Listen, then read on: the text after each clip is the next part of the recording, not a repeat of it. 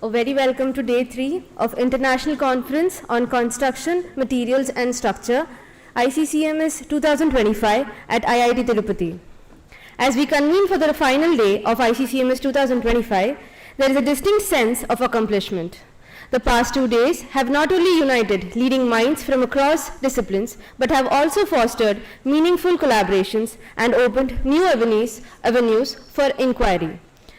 Your enthusiasm and active participation over the past 2 days have truly brought this conference to life. As we step to the final day, we hope you continue to explore new ideas, engage in meaningful conversations, and enjoy every moment. We move on to our plenary sessions. Each participant will have 35 minutes for their presentation, followed by a 5-minute Q&A session. To begin with, we are pleased to welcome Professor 𝗗𝗲𝗃𝗿𝗁𝗍 joining us as the plenary chair for this session.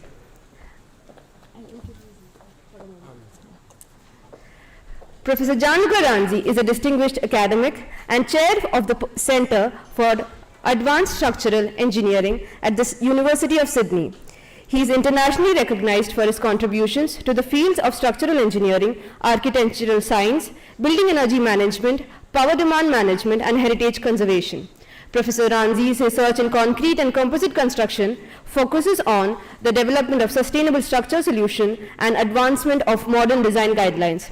His work combines theoretical modeling and experimental investigations to understand material behavior and structural performance under both service and ultimate load conditions, with strong emphasis on the assessment and rehabilitation of existing structures. He plays an influential role in shaping industry standards, serving as an active member of numerous Standard Australia and international committees responsible for the formulation of design specifications of concrete and composite structures. Professor 𝗗𝗁𝗍's outstanding contributions continue to impact both academia and industry, promoting innovation, sustainability, and excellence in structural engineering. It is with great respect and anticipation that we invite Professor 𝗗𝗁𝗍 to take the lead and guide us forward. Good morning, thank you for the introduction. And then first of all, good morning to everyone. I hope you enjoyed the dinner last night. It was wonderful. Really big congratulations to the organizers. It's been welcoming. I've been talking to some of the delegates coming overseas. Everybody feels so warm here in terms of really warm heart. You know, it's a wonderful place to be, and we see a lot of passion all around the place. Let me now introduce you to the first speaker. It's my pleasure to invite Professor Manu Santanam to deliver the first plenary talk of the day. His presentation, titled Decarbonization Approaches for Concrete, Advantages and Limitations, will offer critical insights into one of the most pressing challenges in sustainable construction. And Professor Manu Santanam is the Surendra and Dorothy Shah Chair Professor in the Department of Civil Engineering and currently serves as the Dean of Industrial Consultancy and Sponsored Research at IIT Madras, a fellow of both the Indian National Academy of Engineering and RILEM, and he is widely recognized for his excellence in cement and concrete technology. His pioneering contributions span durability enhancement using supplementary cementing materials, sustainable binder systems, and cutting-edge innovations like 3D concrete printing. His work seamlessly integrates material science and civil engineering, advancing sustainable and performance-driven construction practices. Please join me in welcoming Professor Santanam to the stage, and we look forward to a wonderful presentation. Thank you.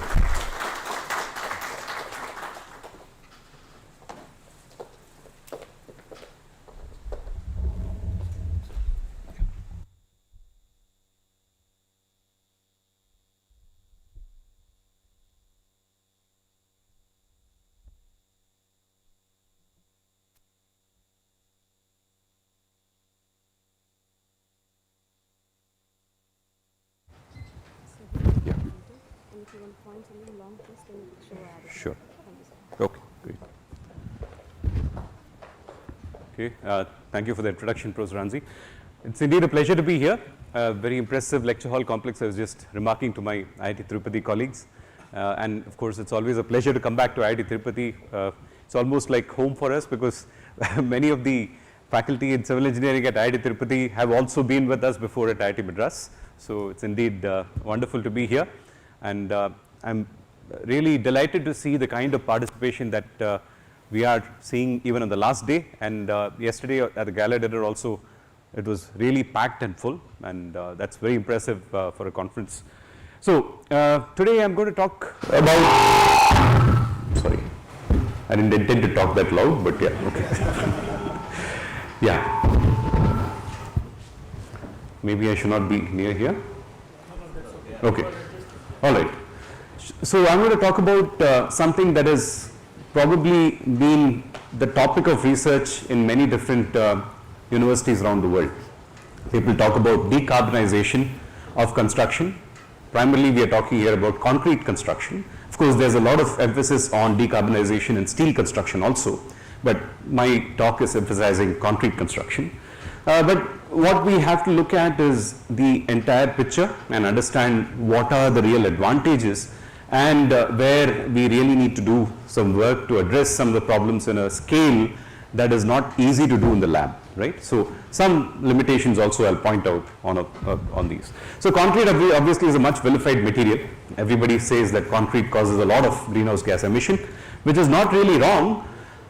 Cement production itself is responsible for 6 to 8% of global CO2 emissions. And if you look at the concrete construction process, it's about 20% of global emissions are from concrete construction. And of course, if you combine the operation of buildings also, it can go up to about 40%, the overall CO2 emissions.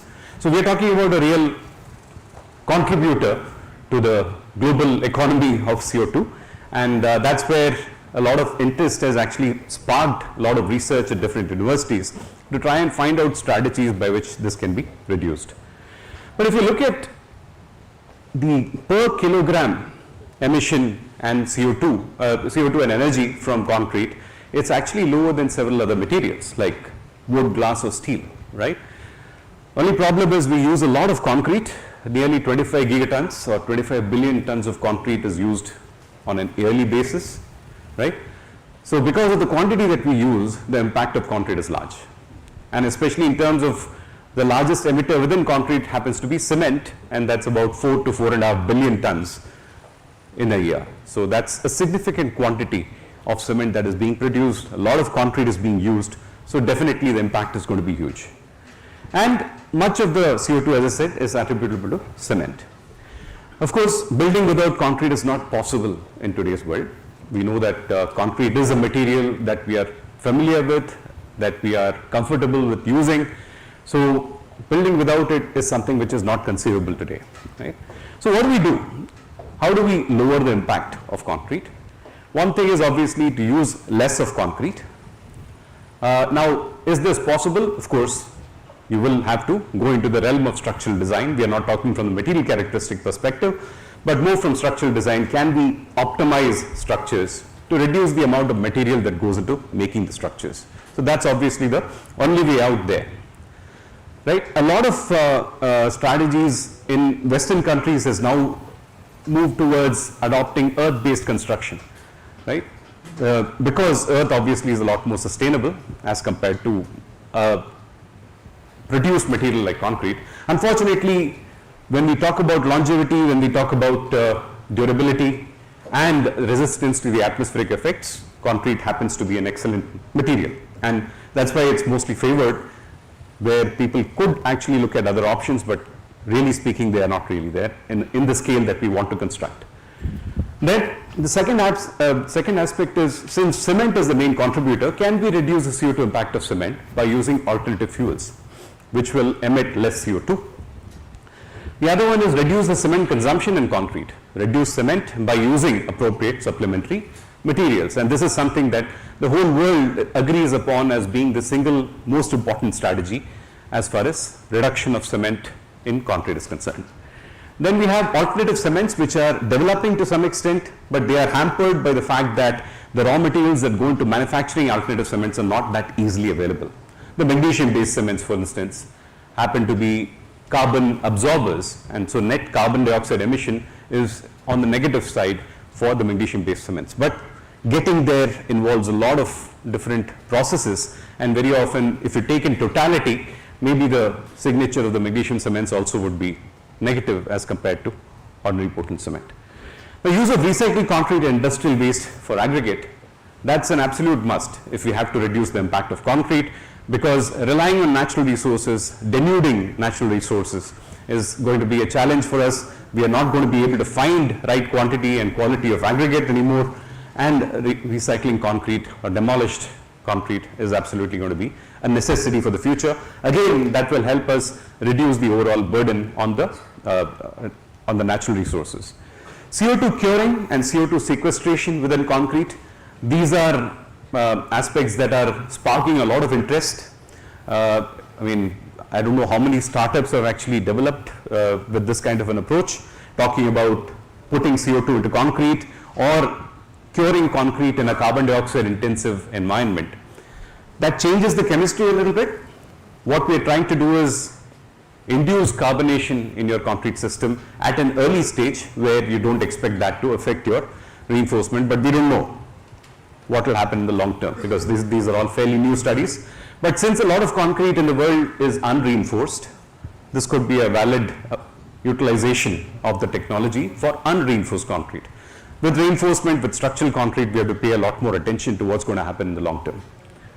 And we can also look at repurposing older concrete elements wherever possible, because again, there's no point in actually taking older concrete structures and demolishing to make aggregate all the time, but there may be some instances where the structural elements that we extract from buildings are in a condition that can be repurposed and reused in new construction.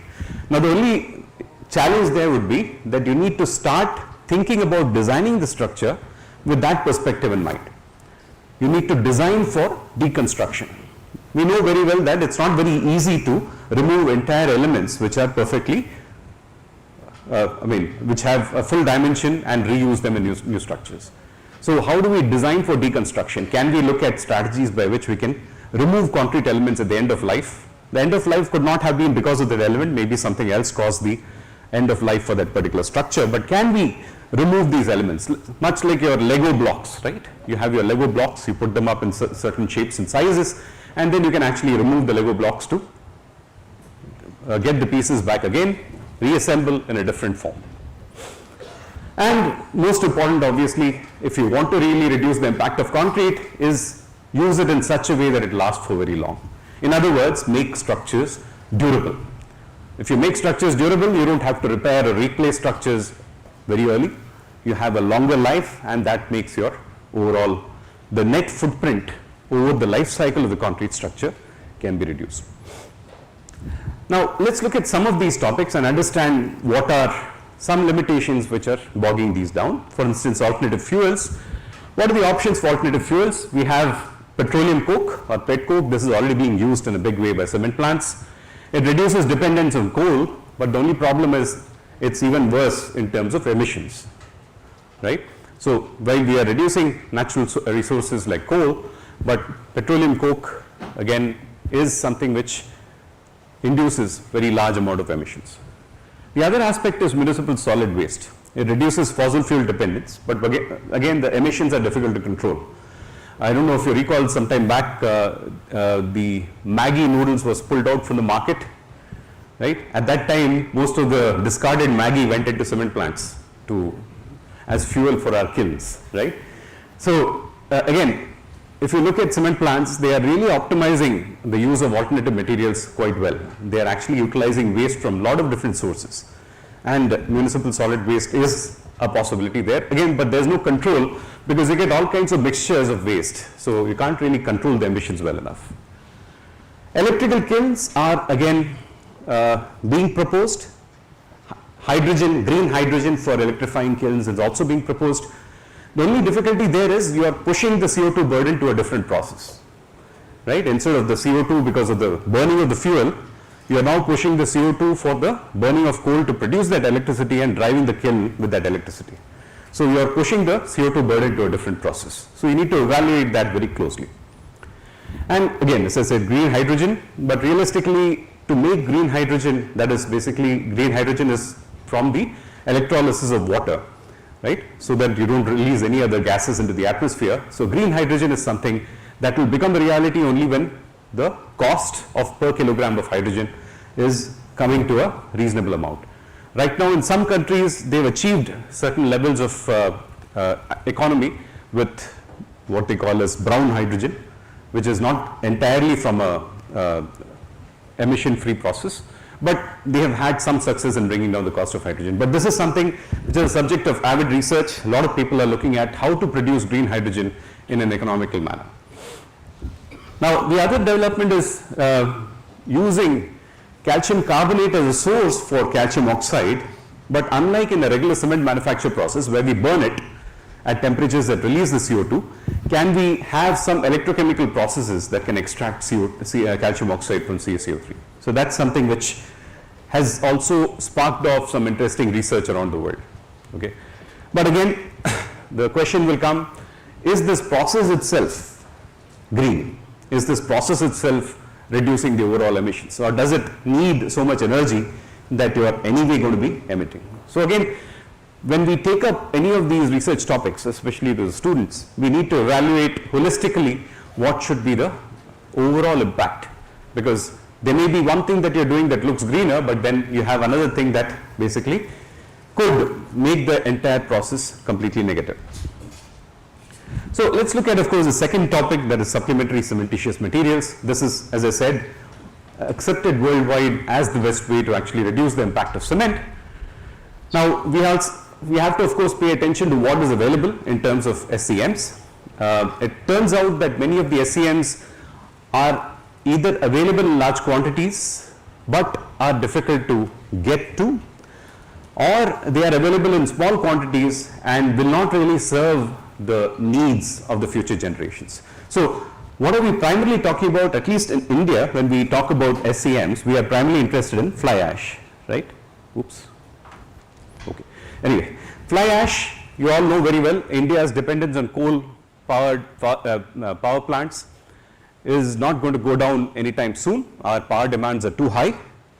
Currently, our power generation from coal-fired plants is nearly 75% of the overall power in the country. So it will take some time for that to come down, but until then we have the fly ash available. Only problem with it is of variable quality. There's a lot of variability in the fly ash quality. So only some of it can be processed and obtained to a quality which is consistent for cement production or for concrete production. So you need to be aware that not all fly ashes will give you consistent performance. You need to ensure that the physical and chemical characteristics are controlled, and that's not something which can be done for free. That has an associated cost. So there are companies which are now selling processed fly ash, and that is something which should develop a little bit more for us to really utilize fully the potential of all the fly ashes that are currently available in the country.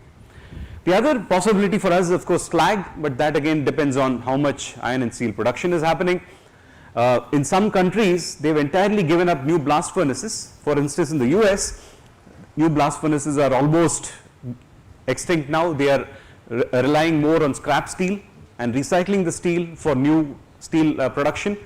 So as a result, since blast furnaces are down, there's no real sources of slag available anymore. This is happening in a lot of countries which want to cut down the production and enable a lot more sustainability in steel manufacture by doing recycling scrap steel. Now again, that is also a part of the process in our country, but we still have a long way to go before the emissions from CO2 from steel production can be cut down. The other possibility, of course, is clay-based systems like metakaolin, where you burn kaolinite clay at a temperature that induces reactivity. But then metakaolin need not be the only possibility. That means very high purity kaolin is not always needed. The research that we've done for several years on limestone calcined clay cement has shown that we can work with much lower grades of calcined clay, which are perhaps overburdened in kaolinite mines and available in very large quantities and not really usable where kaolinite is needed, because they need a very white kind of clay. So this is mixed clay which has red, brown or yellow colors, and that is not suitable for semiconductor or paint or paper industry. So that's a lot of source for calcined clay that is available, but then we don't really know how much of it is there. We need to do a lot more prospecting and find out how much quantity is realistically available for utilization in concrete purposes. Now of course, limestone is the ingredient that goes to manufacture Portland cement. Interestingly, in the country there is a significantly large amount of limestone available for cement production, but it turns out only about 8% of what is available can actually be mined for cement production. And among this 8%, you always extract a lot of other material from limestone mines, which is not of the right purity to be used in cement production. So there's a lot of low-grade limestone available at these mines, which could potentially also be a resource for your supplementary materials. So that's where we need to also pay attention to. Why do we need to do all this? It's been estimated that, at least in India, if we utilize all the available limestone to only produce Portland cement, then our limestone reserves, which are good for cement manufacture, may not last beyond 50 years. So you have to look at finding replacement materials, and that's probably the best way to think about why we need to replace cement. And of course, in terms of a sustainability perspective, use of mineral additives is definitely a positive thing, because you are reducing the utilization of cement clinker, which leads to a lot of CO2 emissions. You are utilizing waste from other industries. You are also having an impact on the long-term durability. So net cost over a life cycle comes down. There's reduced potential for damage and deterioration in the long term, except in certain circumstances.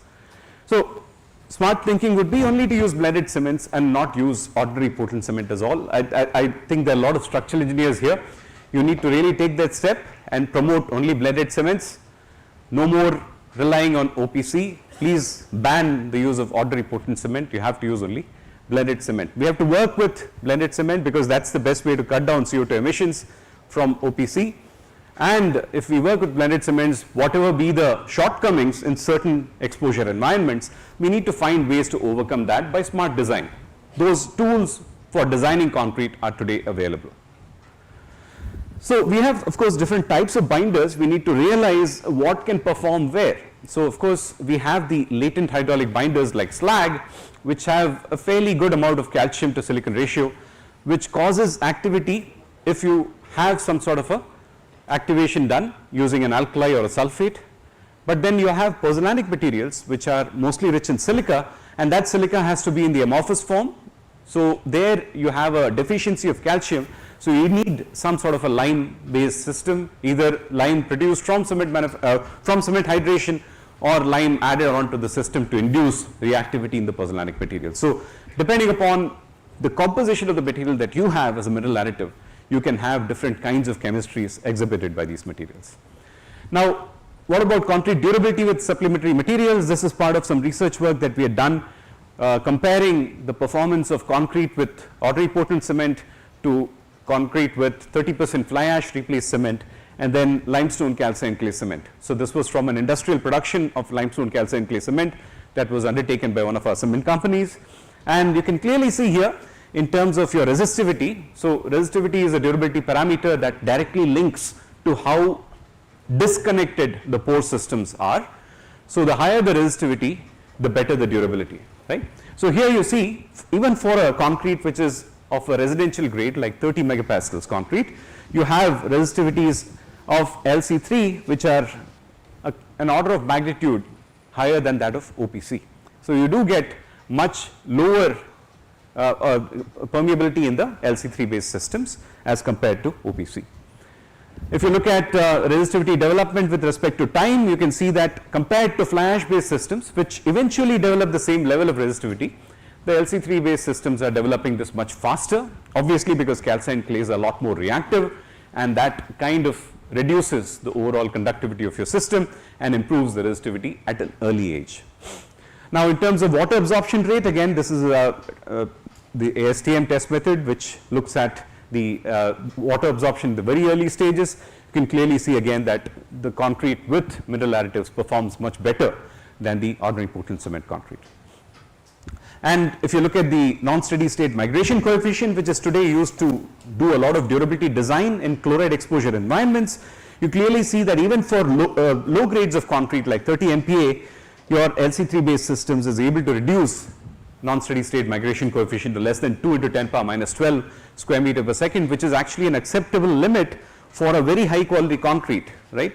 For instance, in the Mumbai Trans Harbour Tunnel, that was the limit specified for the bridge and tunnel elements. So you can imagine that level of durability, that was in 65, 70 grade concrete, but here this is a 30 MPa grade concrete, and you're able to get still a very high level of durability. So this goes to show that when mineral additives are used, you have the potential to improve durability, especially in chloride environment, right, at lower levels of structural strength. And you don't always need very high structural strengths. The previous methodology of concrete design was you design for a higher strength, so you also get higher durability. But how high do you want to go in strength? Why do you want to unnecessarily keep increasing your strength? Right? Your brittleness also goes up. You have a lot of other problems, autogenous shrinkage, right? All of those things can be avoided by simply looking at mineral additives to increase durability at lower levels of strength.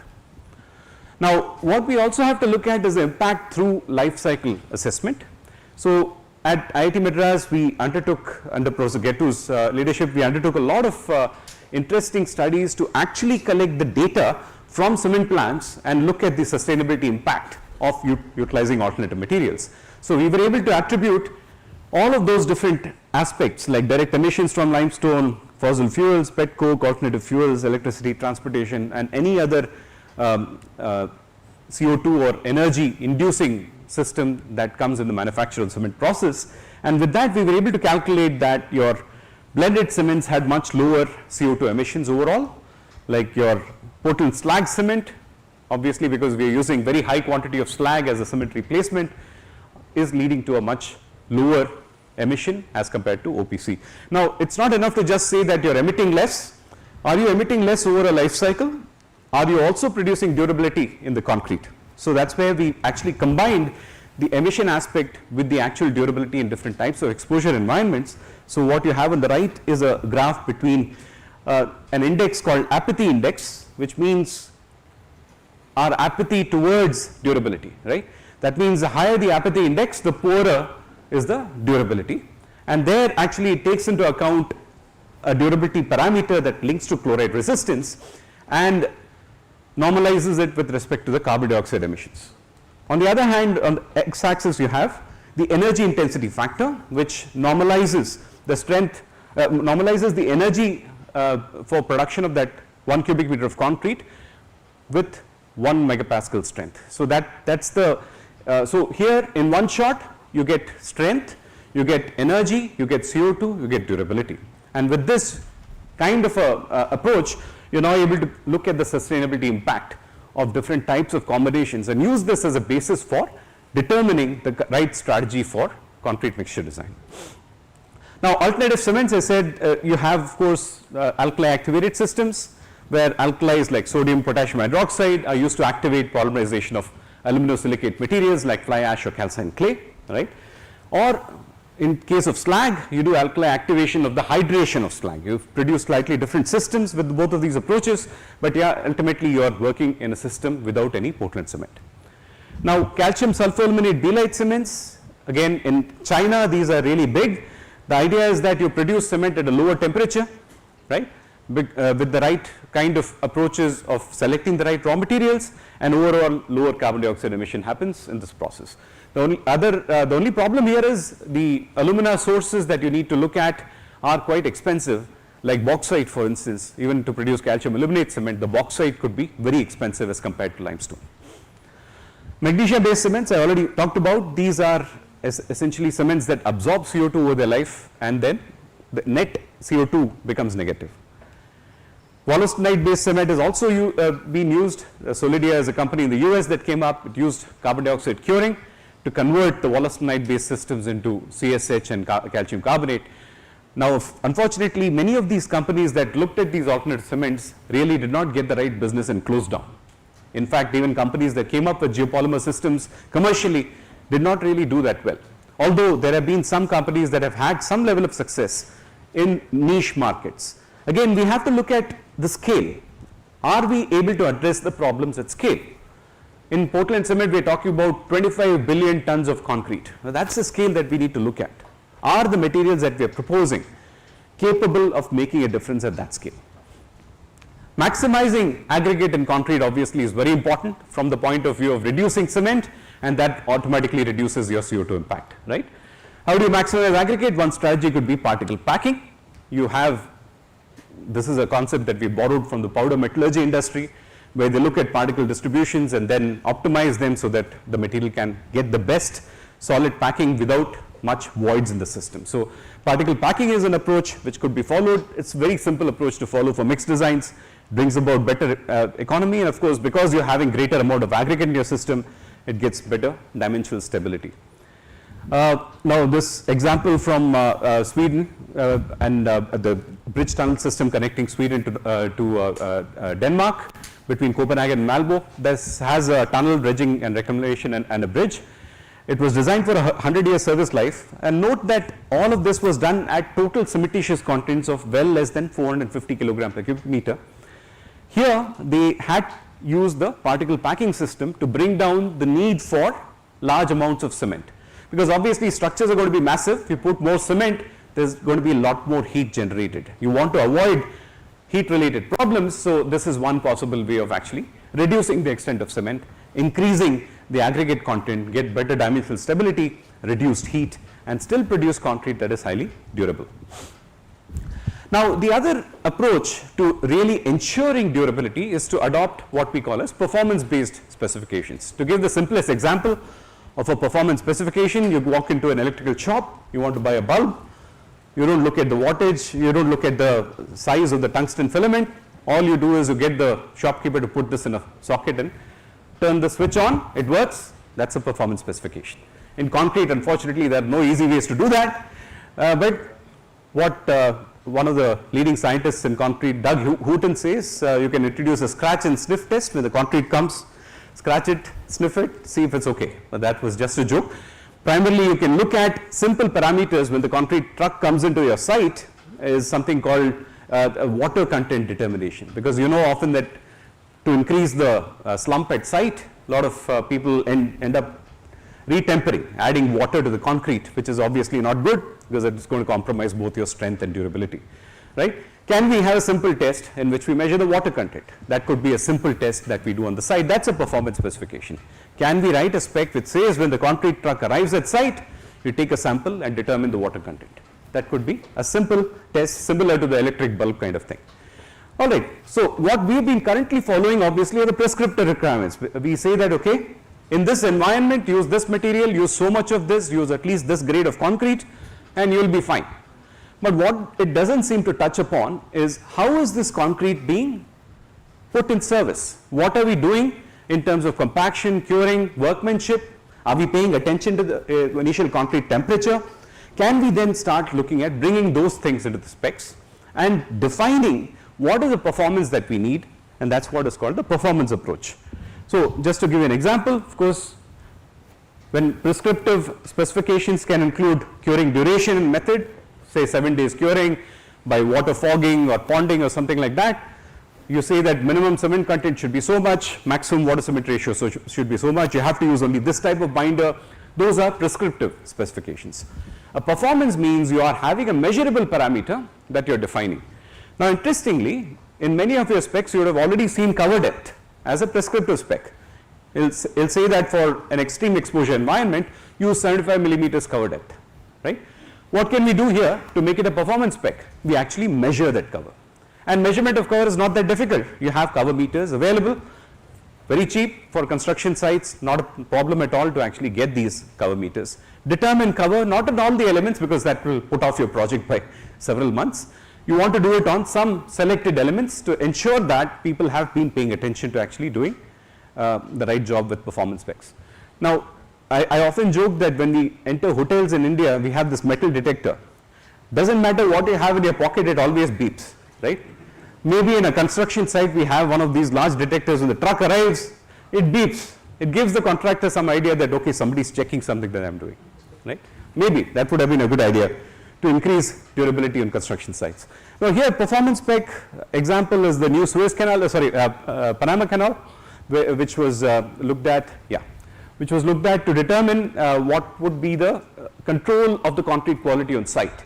So here what they did was they established the concrete quality that is needed in the lab as 1000 coulombs of rapid chloride penetration, and they correlated that with a field-based test, that is the resistivity measurement, and they found that for a certain level of chloride penetration, this is the resistivity that I want to have in the system. They use the resistivity to actually measure the parameter directly on the constructed elements. So look at this we don't have to rely anymore on lab specimens. We are actually measuring directly the durability on the site. Of course, there are issues with using resistivity directly because you need to be aware of the moisture conditions, presence of reinforcement, several issues are there. But if you play within the confines of what this can do, then you really have an approach which can be utilized to determine durability of constructed elements. Again, an example from Doha Metro, this is an L&T project where they looked at different types of concrete elements in the same metro construction project. You had concrete in contact with the ground, concrete not in contact with the ground, and high-strength concrete for internal columns. So obviously we know that when concrete is in contact with the ground, we need to have protection against chemical attack if your ground has sulfates or chlorides. Concrete not in contact with the ground, there is obviously going to be carbonation, right? So the tests that were prescribed here to be done on the concrete and the limits that were done were to ensure that the durability performance in those environments will be perfectly satisfied. Alternative aggregates, I think you will have a lot more discussion later. I'll probably just touch upon briefly. You have manufactured aggregate, which is from industries, or construction and demolition waste, where you actually crush the demolished concrete and utilize that as C&D waste. Now the challenge obviously is, again, do we know where it is available? Is there a good spread? Can we arrive at a proper understanding of the logistics? Do we need to process and remove unwanted material, and what is the cost and energy impact of this processing? Is that going to induce more cost, more energy, more CO2? That has to be perfectly calculated. Sometimes, of course, processing demands a lot of energy. And what is the long-term stability of many of these materials? Are they going to be stable in the long term? Because concrete we want to serve for a very long period of time. Do we have that level of stability from these materials? And for recycled aggregate, how to work out sustainable method for processing. Again, sustainability framework is very important. We need to look at all the possible operations that go into actually utilizing demolition waste, calculate the CO2 and energy impacts, and then evaluate whether the system is actually working for us or not. One example of work that was done by my colleagues, Professor Gettu and Professor Surender, is to look at using concentrated solar to break down the mortar from the aggregate. And using this process, they were able to supply sufficient heat for a thermal beneficiation and later crushed to obtain perfect aggregate, fine aggregate, and recycled concrete fines. So this approach is something that needs to be scaled up. We are still looking for possibilities with which we can scale this up. This was done at a facility in Mount Abu in Rajasthan. And CO2 curing reabsorption, I'm not going to talk too much about it, but yeah, several alternatives are based on net zero CO2. Again, the issue is this science is still at a nascent stage. A lot of people are making a lot of big claims about it. My suggestion is take everything with a pinch of salt. You need to analyze these systems very carefully. They are not really all that they seem to be. Okay. The opportunity, of course, is that you have concrete block manufacture for unreinforced concrete elements, which definitely can benefit from many of these strategies. Right. Okay, the bigger picture, materials obviously is only one part of the story. There's a lot more to be done to make structures sustainable. The process obviously is extremely important. You need to look at what is the overall process of putting together your structure. And as I said, today's emphasis, if you look at the way that electrical systems have been designed, appliances are being designed, people are looking at lowering the operational CO2 and energy. We also have to pay attention to embodied CO2 and energy, which is why understanding the material characteristics is absolutely important. And policy also needs attention. One example, again, use of construction and demolition waste. There are places where natural aggregate is available much cheaper than C&D waste. So why should the contractor bother with choosing C&D waste when they can get natural aggregate? Unless there's a policy that drives it. For instance, in Singapore, they allow 20%, they mandate that 20% of your concrete has to have recycled aggregate in it. So that's a mandate if that puts a strong policy in favor of actually using C&D based systems irrespective of the cost. So obviously this needs a concerted effort across different time scales, different scales of study. So we have set up a very large center. Tomorrow I'll talk about this in the workshop. This is the Center for Technologies for Low Carbon and Lean Construction. Somehow that, okay, maybe it indicates that my time is up. So thank you all very much.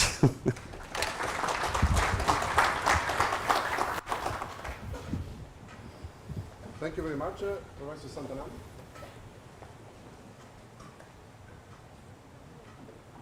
And I think question, first of all, I would like to thank you for the inspiring presentation. It was wonderful to take us through many strategies, many challenges, and I would say opportunity in the space of decarbonization of concrete, which is going to be, especially for the young generation here, a wonderful era to bring engineering again in a real role in society. You know, nowadays we are all looking at smartphones.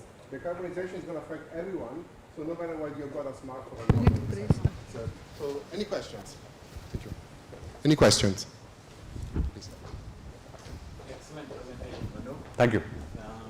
So one question is, as we use more of fly ash, GGBS, all these materials are byproducts, is there any research in the long term, not the performance of the structural strength, durability, health effects?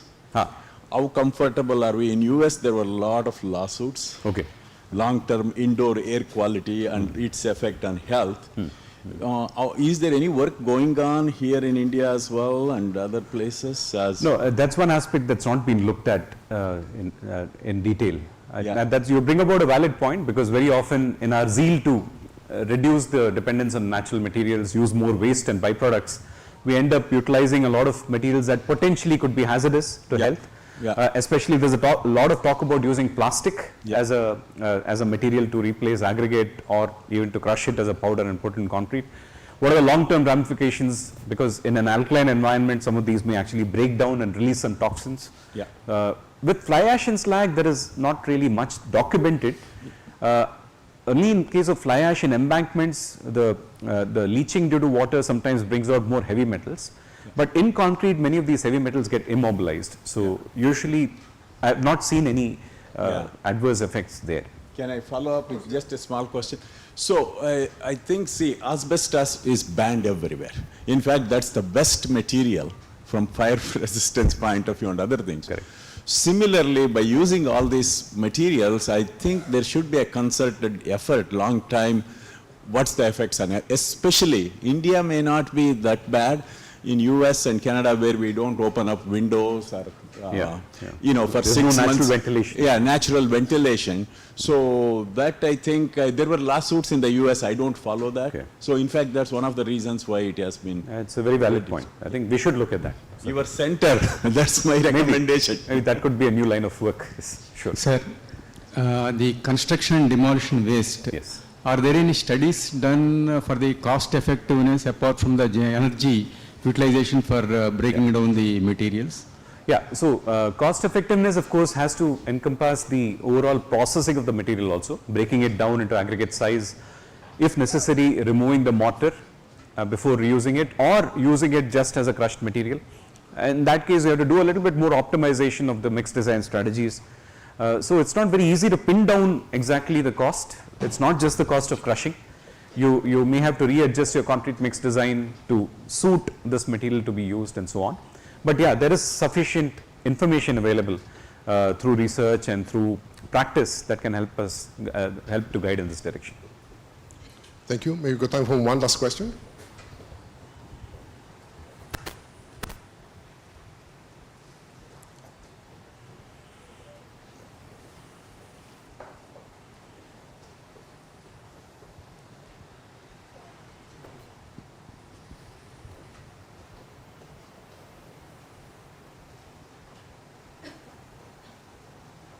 The question is coming soon. You can speak out, no problem. I'll repeat your question so that everybody hears. Yeah, so I know that we are trying all the alternative materials and so on. Obviously, there's a hell of a lot of effort that needs to be carried out in terms of performance aspects of all the materials. So in UK and Europe, we are now looking at the carbon capture storage. So instead of you know, obviously we know concrete has performed over hundreds and thousands of years, and as Professor 𝗘𝗃𝗍𝗃 said, fire is also obviously very much proven technology in those. Are we in India, are we looking at the carbon capture storage where we can actually decarbonize it right at because in the UK and Europe, the suppliers are investing a lot of money to carbon capture storage. Yeah, good that you brought up that question. There's a lot of emphasis on carbon capture and storage now. In fact, recently the Department of Science and Technology also initiated a research call on CCU in the cement sector, and they followed up that with a cement CCU call in steel sector. And there are a lot of approaches that have been already put into place in terms of developing carbon storage type facilities, both on amine absorption and solid solvent adsorption process.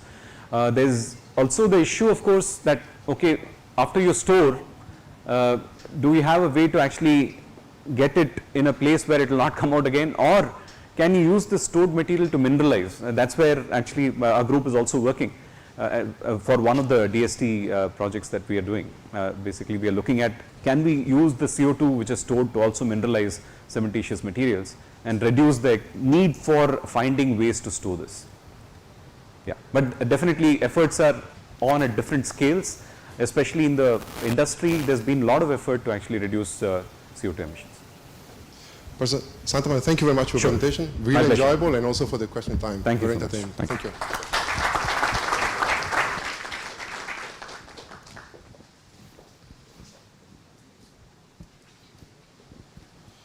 Wonderful. We can now move to the next plenary talk. It's a privilege to invite Professor Martin Menzinger, Chair of Metal Structures at the Technical University of Munich, TUM, well known as TUM, to the stage. Professor Menzinger will be speaking on the topic buckling behavior of longitudinal stiffened plates under biaxial loading, recent research at TUM. And it is an honor to welcome Professor Martin Menzinger, Chair of Metal Structures at the Technical University of Munich, a distinguished expert in steel and composite construction. Professor Menzinger has significantly advanced research in plate buckling, fatigue, fire and explosion protection, and the structural assessment of historic steel infrastructure. He is a certified expert and consultant for railway structural safety and plays a vital role in revising European standards such as the Eurocode 4 and guidelines for historic steel structures. Through his academic leadership and consulting expertise, Professor Menzinger bridges research and real-world engineering practice with excellence, which I must say is very important when you work in academia. And from my personal interaction, brief interaction with Professor Menzinger, I must say he's very passionate about sustainability, both at a technical level and also how to bring it really back in a broader community. So please join me in welcoming Professor Menzinger to the stage. Thank you, Gianluca, for this nice introduction, and good morning to everybody. First I want to express my gratitude for being invited to speak to you, and for me the last day were very, very nice. I experienced an unbelievable hospitality, which I didn't expect it in that great, and many thanks to also organizing team, and especially to the students who are really very eager to support us as much as possible. Okay, and sorry for missing the dancing last night. So we went home to the guest house too early. Today I will speak about the buckling behavior of longitudinal stiffened plates under biaxial compression. This is a topic from steel construction, so I recognize many of you are dealing more with concrete, but perhaps also a short lecture about steel is something inspiring. And I try to use this device, but it's at the moment it's not working. Perhaps this way. Okay. Okay, so here's the outline of my presentation. I will give you a short insight into the motivation of my research and also about current design rules in Europe and Germany. And then I will proceed with our experimental and numerical investigations. And at the end, I present a broad for considering the eccentric load introduction in the buckling analysis according to Eurocode 3 part 1.5, which is a code which rules the buckling design of plate buckling, which of steel plates, which is relevant for the construction of steel bridges. So let's talk a little bit about my motivation and for this research. This is also related to this nice bridge in Nuremberg, which we are just finishing now at the moment. we have to say in Germany we face the situations that we have an existing infrastructure. So our railway bridges are about 100 years old, some of them even older, and the highway bridges are about 70 to 50 years old at the moment. And we have to about 36,000 railway bridges in Germany with about 80,000 superstructures and also about 40,000 highway bridges, and we have to replace several thousands of them in the next years, and this is a difficult task to do. So and many of those bridges are replaced by incremental launching, because the advantage of incremental launching is that you don't have to disturb the traffic. So, and the largest bridge where we used incremental launching in Germany was a 𝗘𝗴𝗶𝗶 crossing with a maximum span between the pillars of more than 200 meters. Unfortunately, I was not involved in this project. I would have loved to be part of it, but I wasn't. And you see, the auxiliary pylon was used to be able to bridge this large span during the incremental launching. Other examples which are more typical are bridges with about spans between 100 and 120 meters. This is a range where steel bridges are economic in Germany if you use incremental launching. This is, for example, a bridge close to Würzburg with a span of 120 meters, or also at the moment under construction one of the largest bridges in Germany, the 𝗘𝗴𝗶𝗃𝗃. And you see there quite a high number of bridges launched at the moment because of the benefits. It's an economic solution. We can prefabricate the bridge segments at the assembly area on site. We are also able later to launch the bridge, and as you can see here in this example with this flyover in Nuremberg, we launched this bridge with a total length of 650 meters without one-day traffic disturbance. So during the whole construction time, the traffic of the highway close to Nuremberg was not disturbed, and it would also not be possible to accept a disturbance of the traffic for such structures. So this was a bridge where I was a check engineer, so it was really fun to build it. By the way, it has nothing to do with science, but it's also nice. And this is a typical example of a box girder, how we construct them in Germany. Normally we are using trapezoidal stiffeners. We have steel webs and a lower flange made of steel. And in case of the bridges with spans around 100 meters, we are normally using a composite deck, not a pure steel deck, as it was used for the 𝗘𝗴𝗶𝗃 viaduct. And during launching in the web and also in the bottle plate, we have to face biaxial stress plates, because we have this hogging bending moment at the pillar, which causes stresses in the x direction, so the longitudinal direction of the bridge, and we have also the introduction of the bearing forces into the web, which also causes vertical stresses in a z direction, and also the bottom plate is stressed with biaxial compression from the bending moment, from the inclination of the webs, and additionally also from the shear flow at the support. So we have to design those plates against buckling under biaxial stresses, and in addition, this design check is normally ruling the size of the thickness of the web plates and the bottom plate, and therefore it's really essential also for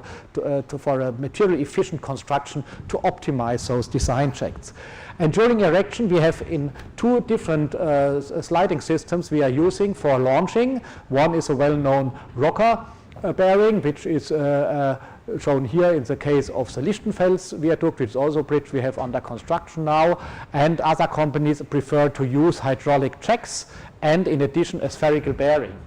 And those two different systems of launching devices are influencing the buckling behavior of the plates, which is not covered by the codes up to now. At the moment, the codes just recognize in-plane forces, but no bending moments from eccentricities, and those bending moments from eccentricities are influenced by the launching device which is used, and there are significant differences, and that was also one of our major things we focused on our research. And then we have also mixed structures.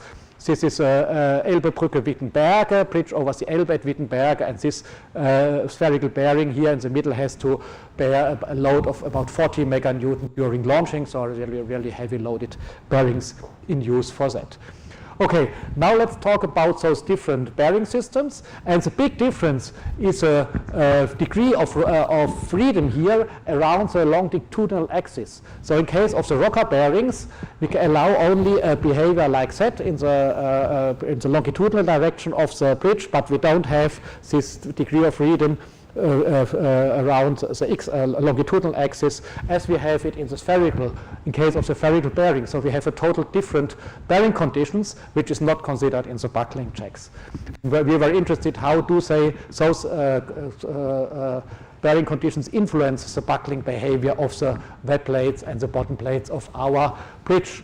And also we have always to recognize some eccentricities. We have eccentricity by design because the thickness of the wet plate is changing and therefore the center line of the wet plate is also changing. We have to also to allow some eccentricities just for practical purposes, necessarily air gap to the lateral guidance of the bridge, and in addition we have probably some tolerances from erection we have to consider, and all those eccentricities are also ignored in all the design checks at the moment. Okay, how to avoid it? A good engineer always tries to avoid any problem, so simple constructions are mainly the best one. And one simple trick to avoid is, for example, is to add some cross beams between the launching devices in case of the spherical bearings, and then we don't have to think about any eccentricities anymore, because all the moments from eccentricity will be worked by the launching device and will not be introduced into the web. This is only possible in certain cases, for example, the Saale crossing Salzmünde, and also again this bridge over the Elbe, where we used this small trick to avoid discussions about the buckling check. But normally you don't have the possibility to do that. And we therefore tried to further develop the design check according to Eurocode 3.15.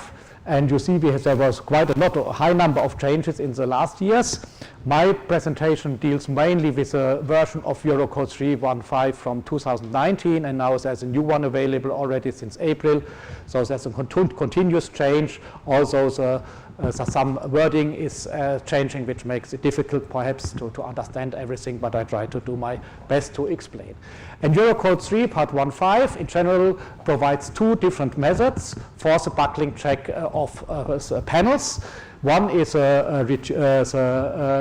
effective width method, which is used in UK and also in France. And there's another method, which is the reduced stress method, which is preferred in Germany for bridges. Both have some advantages and some disadvantages. The advantages of the reduced stress method is that you not only can design rectangular panels, but you are free in your form, and you also you don't have to change the section values, which is very beneficial, especially in the case of incremental launching, where you have quite a lot of different construction stages, which would lead to quite a high number of different section values you have to consider if you apply the effective width method. But this is discussable, so preferences are more national than scientifically based.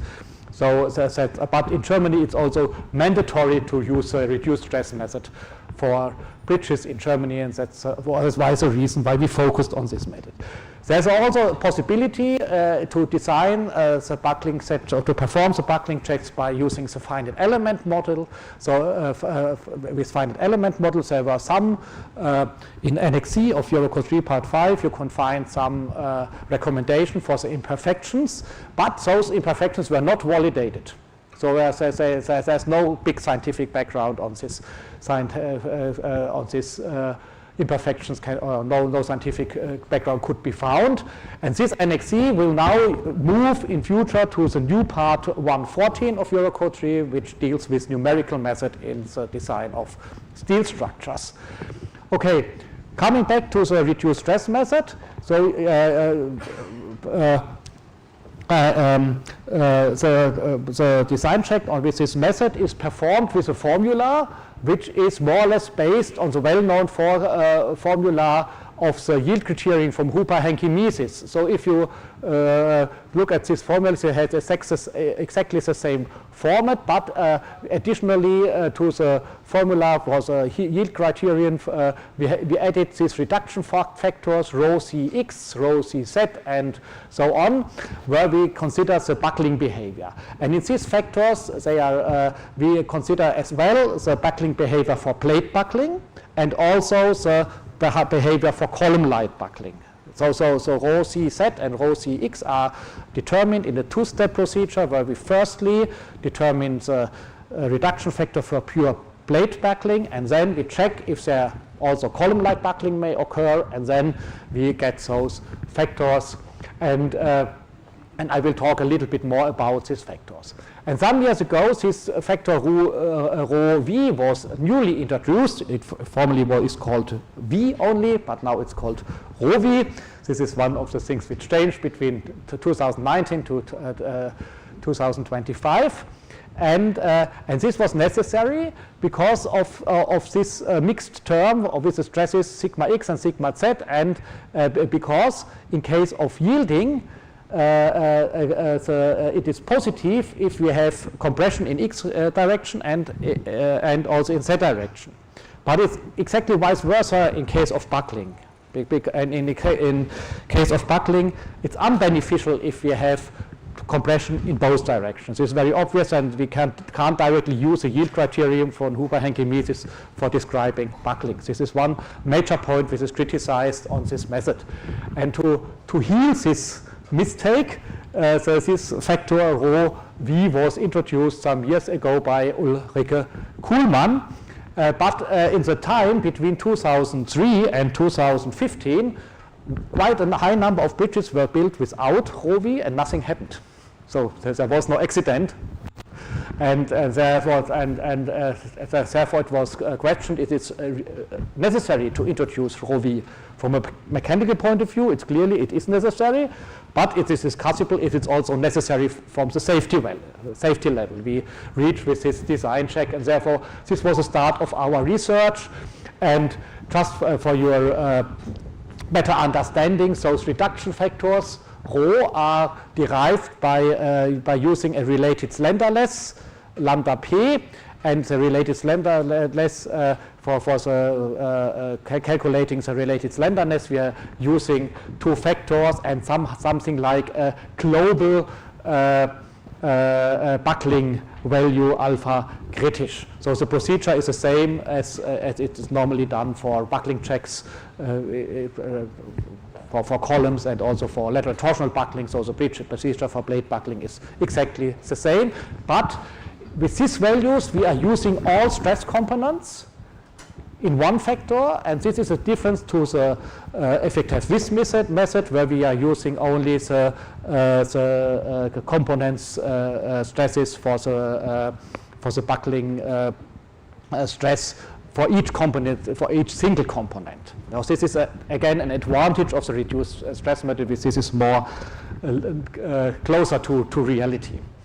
Okay, and then the other research question was not only if rho V is necessary, but also there was a discussion about the consideration of the torsional stiffness or of longitudinal stiffness.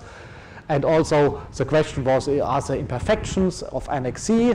Are they on the safe-sided or not? And also, in my opinion, most important question, how do the different launching systems influence the buckling behavior of those plates? So this is another bridge I visited with my student last week before I moved to India. Also, this is again a large bridge which is constructed by incremental launching, and we had exactly the same discussion about the introduction of the load eccentricity with this bridge. So we at Munich, we were allowed to perform some nice experiments with this new developed test setup, and I will talk a little bit about that later. And also we were allowed to perform some measurements of imperfections at another bridge, which is the 𝗘𝗴𝗃𝗃𝗃, the Tulpa viaduct, also typical composite bridge with spans about 100 meter or a little bit more. And some information about this bridge. So this bridge says, oh no, it has less than 100 meter and only 90 meter span, total length 460 meters. This is finished now, and it's also typical box girder, composite box girder, as we use them in Germany. So in this particular case, we don't have an upper steel cord.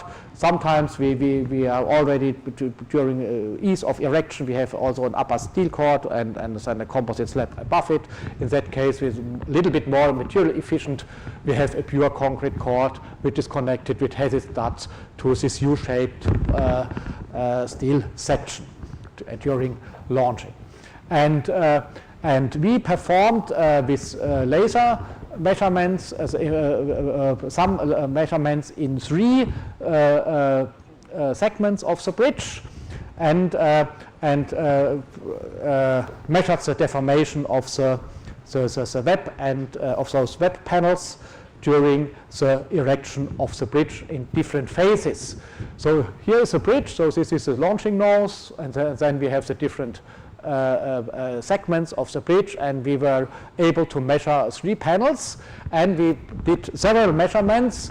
We measured at daytime, in the night, and then during launching, when those webs were located more or less at midspan, and another case where they located above a pillar, where we had also this cross-directional stresses from the bearings.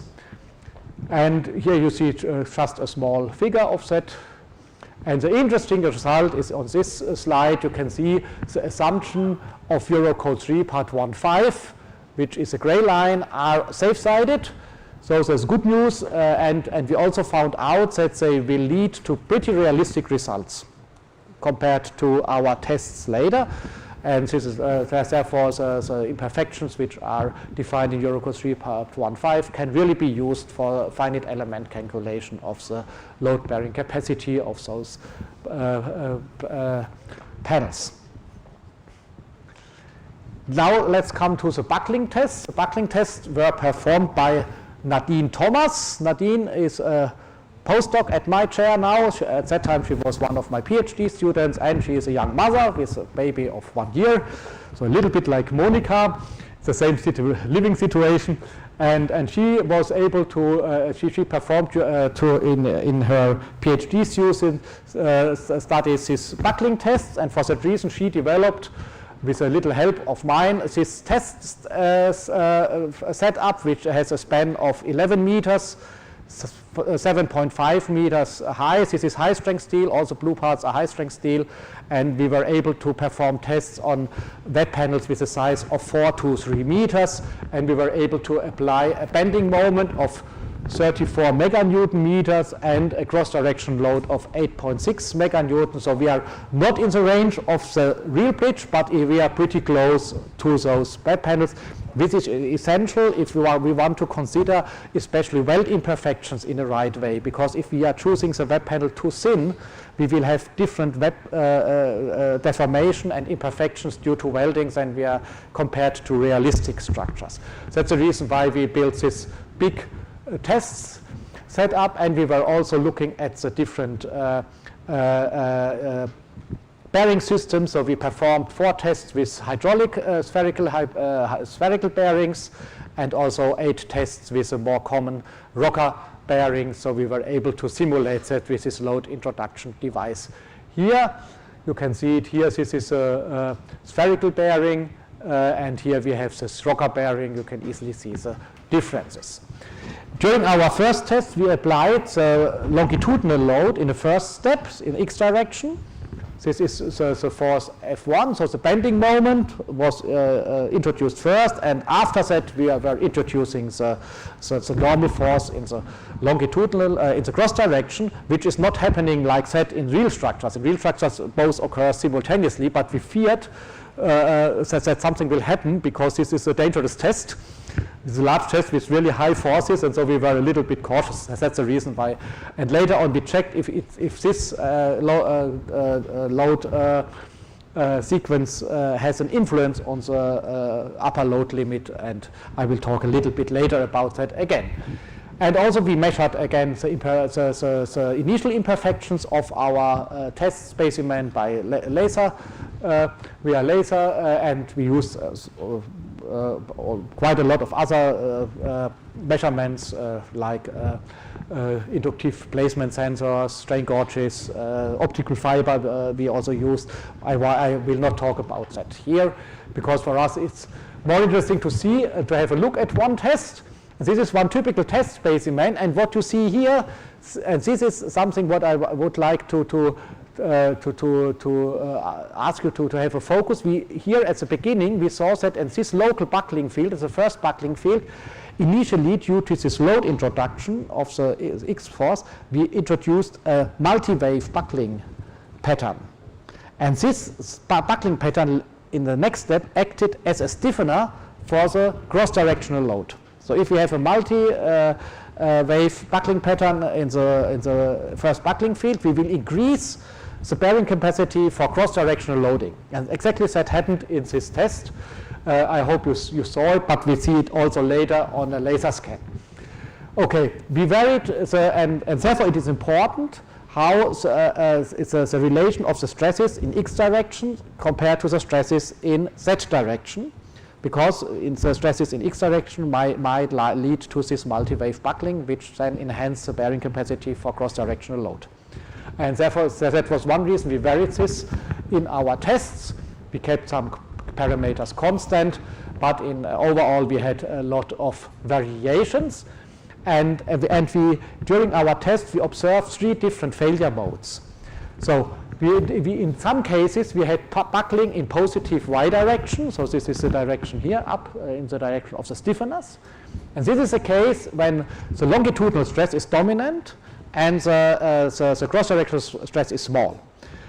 In case that if the cross-directional stress is dominant and the longitudinal stress is small, we will have a failure in negative Y direction, this direction. And sometimes, as in the test we just observed with a short video, we have this situation that we have this multi-wave pattern in the lower buckling field, which stabilizes the panel and will help to increase the bearing capacity in cross direction. I'm not sure if we should consider that in the real design, because due to welding imperfections we may have the situation that in certain cases this pattern will not occur in reality. This depends on the welding imperfections. Yes, and this is something which we should keep in mind and also discuss critically if we should accept that. Now let's have a look on the and compare the test results with the design approach according to Eurocode. And what we found out is that we are always conservative with the Eurocode design, even if we neglect the new introduced value rho v. We are always still safe-sided. So the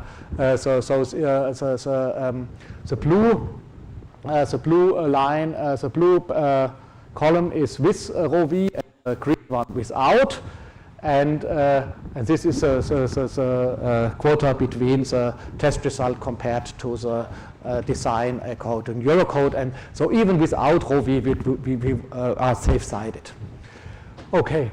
And some our findings are, I think we should consider rho v from a mechanical point of view, but we should discuss to lower the overall safety level.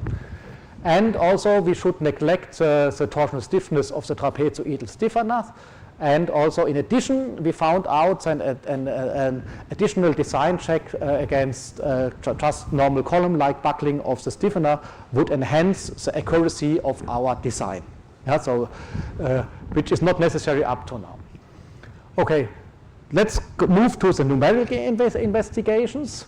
What we did, we also considered the 2 different types of bearings in our numerical campaign, and we used for the numerical calculations different approaches. One approach was using the first buckling mode and calibrating it with values from imperfection from the measurement to recalculate our tests. Another was using the overall imperfections, and also using combined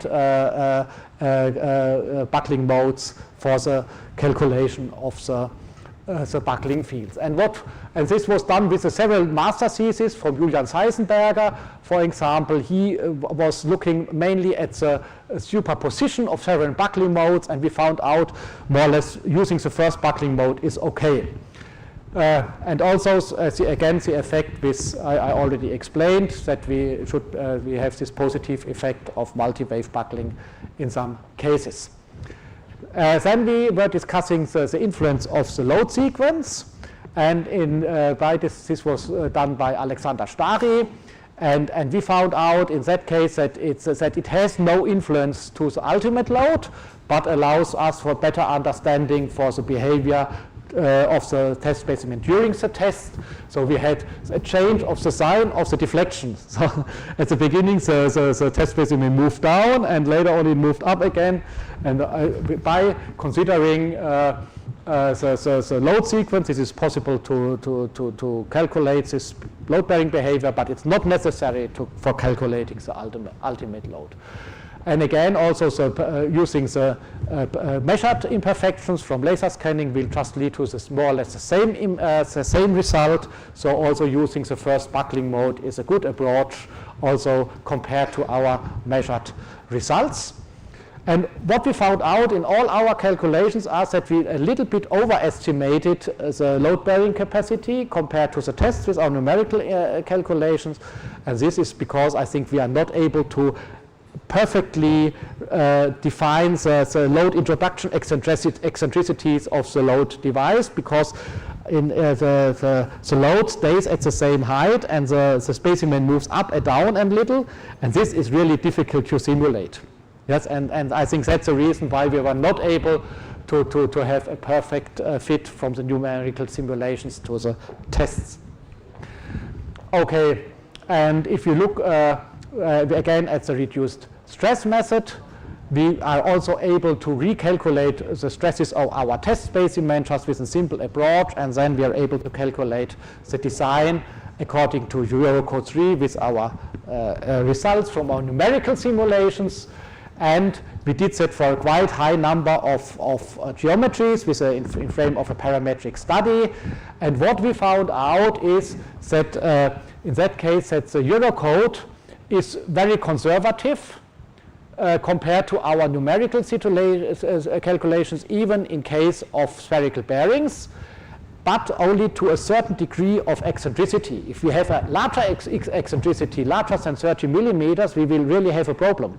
So that the design check as it is now will also come to the unsafe side, and if we are able to limit the eccentricities, in the same time it will be very much on the safe side. For me, in my opinion, there's a need for discussing to further develop the design check. And in case of roller bearings, we are just very conservative.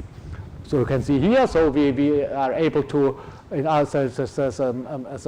stresses we can take about 250 megapascal, and according to Eurocode 2 in that particular case, it's just an example, it's only less than 150 megapascal. So in also the frame of optimizing structures, also for sustainability, minimizing material consumption, we should discuss if this design check is not too conservative. Okay, that's why we are trying to introduce a new coefficient omega. And we derived this new coefficient omega with just a simple engineering model, very simple, just springs and torsional stiffness is needed, and a numerical calibration factor k, which is also introduced, and we are introducing this in this formula. And then we can also use this factor omega to also introduce the different launching devices. We can have a different omega for spherical bearings and as for roller bearings. This also allows us to implement realistic support conditions into the buckling check. And we did also some probabilistic things in order to verify if we are on the safe side, and that led to the definition of the calibration factor k to 0.7. And this again, in case of the spherical bearings, we will now have a conservative, still compared to the numerical simulations, conservative approach, but which is also able to consider the eccentricity of the load introduction from this eccentricity resulting bending moments in the web panel, which is not possible up to now. And in some cases, we will also see that we have to increase the web thickness or to limit the eccentricities for our bridge. And I think this is a big progress, not only for economy, but also for the safety during launching. And this is a simple formula for the spherical bearings. We recommend omega with this nice formula, factor 0.7. And in case for launching rockers, we recommend that omega is also a fixed value, 0.7. So we just lowering the safety margin of this design a little bit in order to allow more economic and therefore also more sustainable construction in this field. Okay, that's it. I hope I'm still in time, which is not easy in case of a complex topic, and I'm well known in Germany for not keeping my time, so today I really did my best. And thank you very much for your attention, and I'm open for questions. Professor Menzinger, thank you very much for the enlightening presentation. I think it was a wonderful example of bringing the elegance of the mathematics, the structural mechanics that goes into our codes to a real application. And I think also for hiding all the difficult aspects of the modeling and the experimental part, which I think are certainly not trivial, but you make us look as very simple to do. So it's a real pleasure to see. Any questions? Please. Let's go. Sir, you have mentioned, launching by incrementally, these stiffeners are very much useful, longitudinal stiffeners. Yes. But in service, are they useful? Yes, also in the service, we need longitudinal stiffeners for those steel plates, and because we will also have positive and negative bending moments, which will lead to buckling of our simple plates. You have to recognize that the plates, the web height is, in the cases I presented, normally between at least 3 meters, but up to nearly 7 meters. Okay. And if we would design only plates without stiffeners, we would face plate thicknesses up to 60 to 100 millimeters, and we try to optimize it. So if, for example, in the Heidingsfeld viaduct, they started with 60 millimeter web thickness, and we were able to reduce it to less than a half. Just by more sophisticated design. And this is also not only for the owner of the bridge a big issue, because it's, steel is not cheap, and but also from CO2 production. I think we not only have to reduce the CO2 of our materials, but we also have to reduce the material consumption. And I think in case of steel structures, we have at least 25% possibility reduce only by good design the CO2 footprint of our structures. This is a challenge for all of us. Yes. One more question about the erection. Usually the plates will be produced in a factory, and then it will be transported on site, and then welding work will come, and so on and so on. How do you ensure that the imperfections will remain the same, or how will you make the quality control on site? Okay, so I think we have the situations that we have shops, steel contractors. Normally they produce segments in a size that they can handle about 100 to 160 ton segments, but normally the segments are here in that case it's transported on the road, and therefore they are limited to perhaps 30 tons, 40 tons. And then and there's always a concept for the prefabrication in the shop, and then they are welded on site, and this is supervised with continuous measurement. And also there are the owner normally has consultants who is only for supervising welding quality and geometry of those bridges. Maybe one last quick question, because Sure. we're just we started a little bit late. So in China and other places, Far East, the steels which are using is 690, 960 grades are being introduced. Are there any local buckling requirements? Because they will buckle very quickly. Yes. E won't change, FY will change. So is there any provisions in Eurocode you are thinking of putting forward? Right now there are none for Yeah, so that's a good, really a good question, because in Eurocode 3, not Eurocode 4, switched from S700 to S460 as a highest steel grade to a yield strength of 700 megapascal. And I was responsible for Eurocode 4 in some parts, and we did not make this step because there was a lack of research. In case of composite structures, we have also an interaction between concrete and the maximum concrete strain, for example, with the steel structure. Therefore, in my opinion, there was not enough research just to say, okay, just use a higher steel grade. And that's the reason why we were a little bit conservative. Probably that's wrong, but I think research should come before coding and not afterwards. And in case of bridges, we are normally using just S355 and in some cases S460. The application in bridges for S690, I think I see it a little bit critical, because this will cause not buckling problems. So I think we can cover that with our methods in that case, but we will have a loss of robustness and we will face major fatigue problems, especially if we have the traffic light on the highways in Germany. So I think, and we try to design our bridges also for a lifetime of at least 100 years. And my father built bridges also for 100 years, and all of them were removed after 50 years. So we try to do it in a manner that they will last from our 2 days knowledge for 100 years. But things are changing very quickly from decade to decade, especially traffic loads. So we will never know that, and therefore I would not recommend to build not robust. I think it's a good investment to use a lower steel grades and to perform a detailed fatigue design in order to have to be able to run the bridge over several decades. Thank you very much. And I think, just mindful of time, I would suggest the remaining questions to maybe be shared with the presenter during the tea break. And thank you again, Professor Menzinger, for the presentation. And thank you for your attention.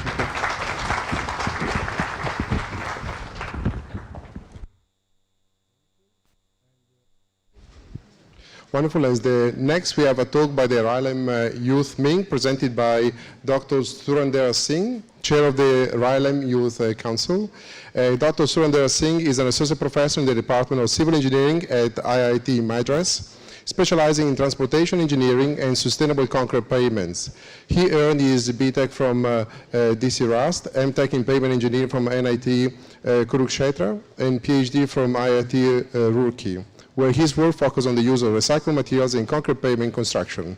Since joining IIT Madras in 2019, Dr. Singh has received multiple prestigious honors, including the IIT Madras Young Faculty Recognition Award in 2023, the INAE Young Associate Award 2023, and the Institute Research and Development Award in just last year. His research group is actively advancing eco-friendly construction techniques, particularly the use of recycled aggregates and circular economy practices in pavement design. Dr. Singh currently serves as chair of the RILEM Youth Council, where he leads global efforts to promote youth participation in technical committees, educational outreach, and leadership development within the civil engineering community. Please welcome me join me in welcoming Dr. Surinder Singh. Thank you very much. Thank you.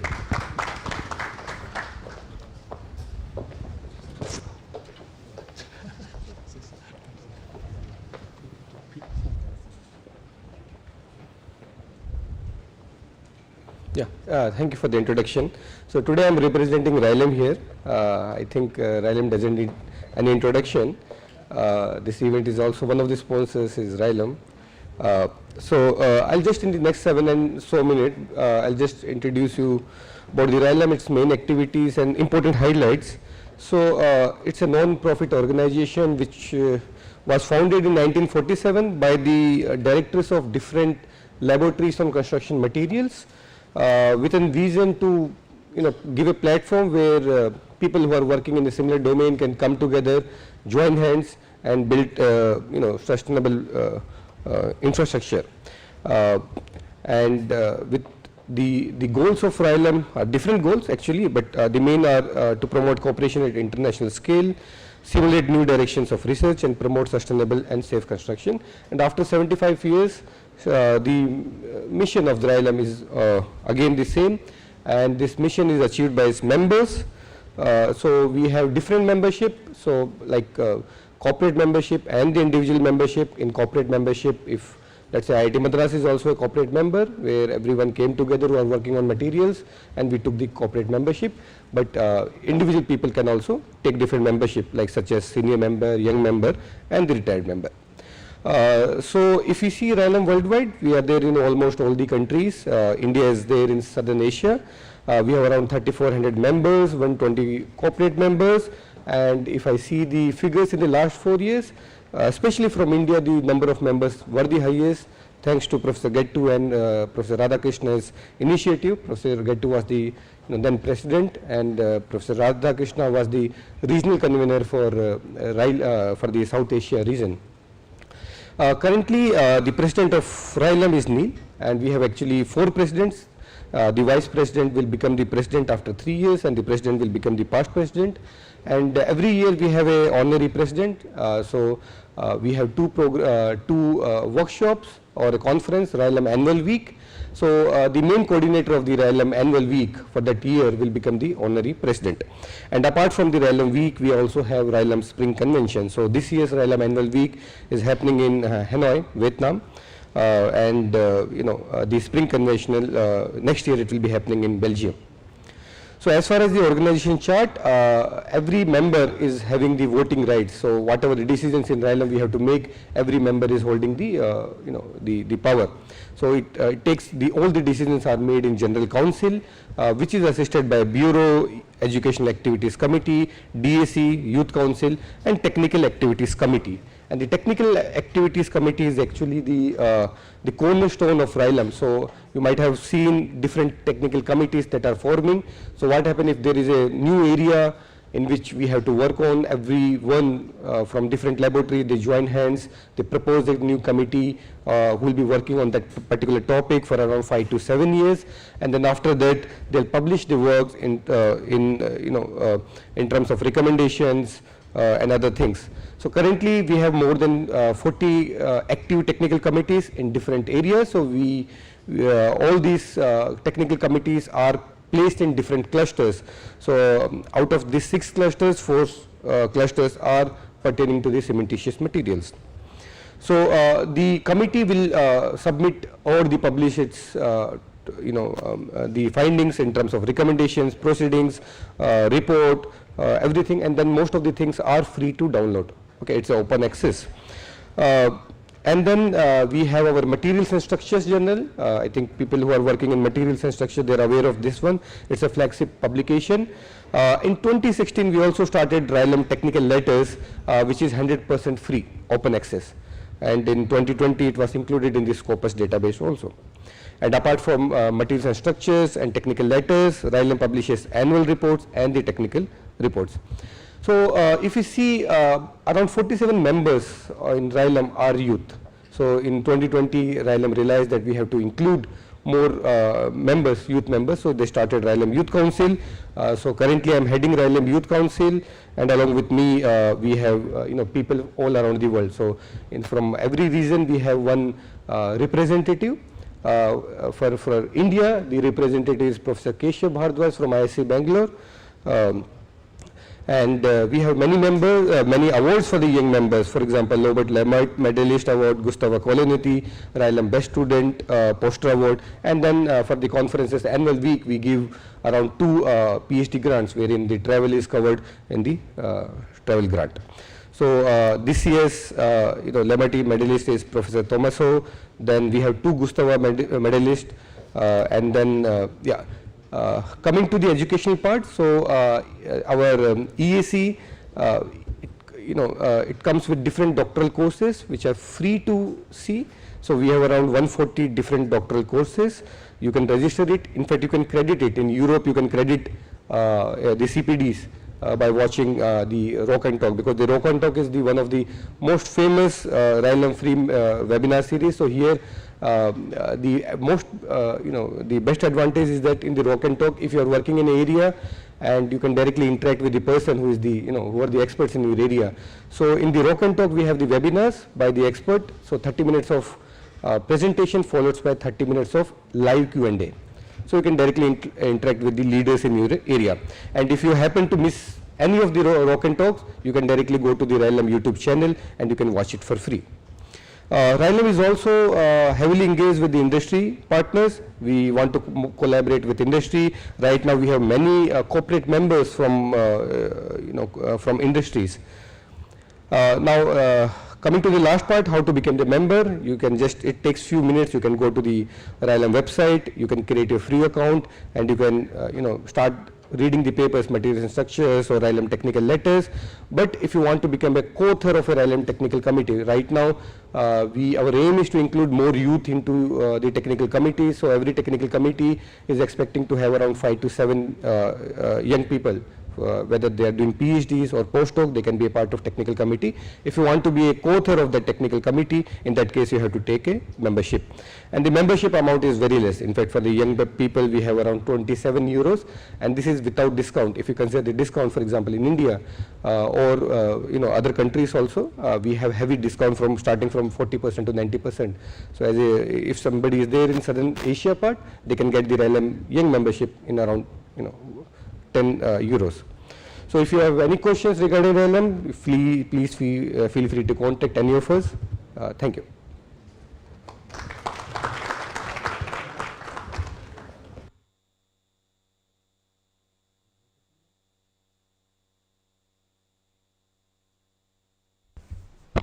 Thank you, Dr. Singh, and we thank RILEM to be our technical partner. May I kindly request our plenary chair, Professor Ranzi, to please felicitate our speakers. First, may I please call upon Professor Manu Santanam.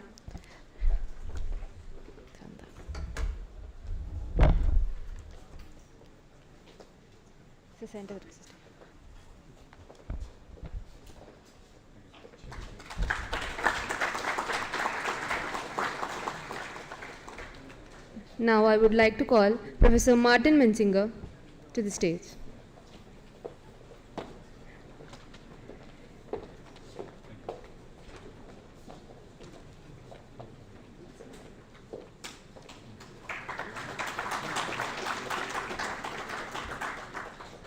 I would like to call the Chair of RILEM Youth Council, Dr. Surendra Singh, to the stage. Surendra Singh.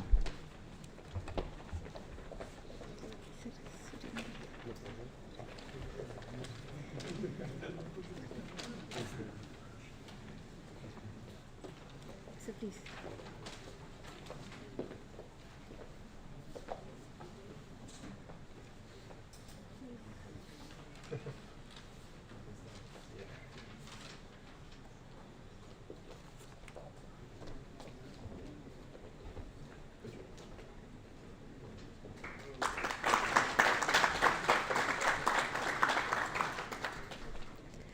Now I would like to request Professor Martin to kindly give a token of appreciation to our plenary chair of the session, Professor 𝗗𝗲𝗃𝗿𝗁.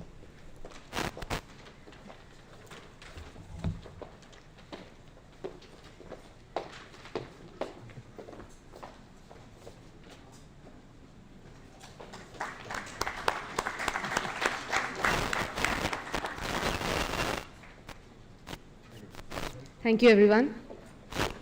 We'll have a photo session with our plenary speakers on stage. So please stay back.